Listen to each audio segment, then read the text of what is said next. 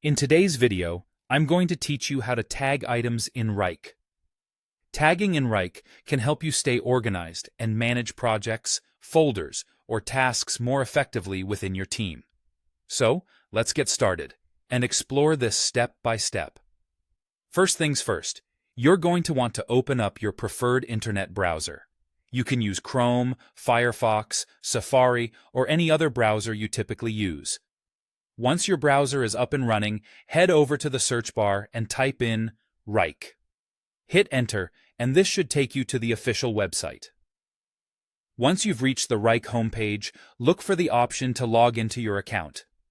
If you're new to Wrike or just testing it out, you might see a button that says Try Wrike for free.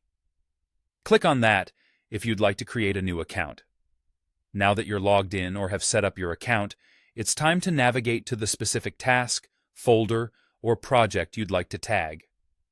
This step really helps bring order to your workspace, especially if you're dealing with multiple projects or tasks at once.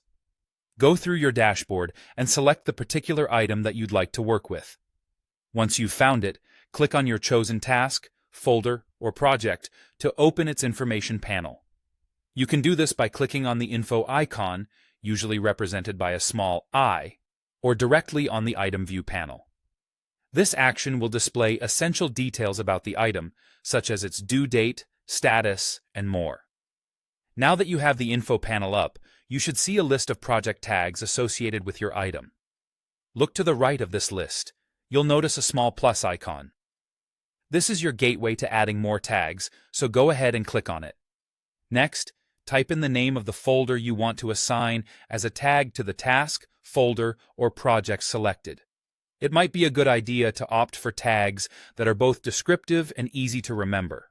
Doing so will make it easier for you and your team to locate the tagged items later.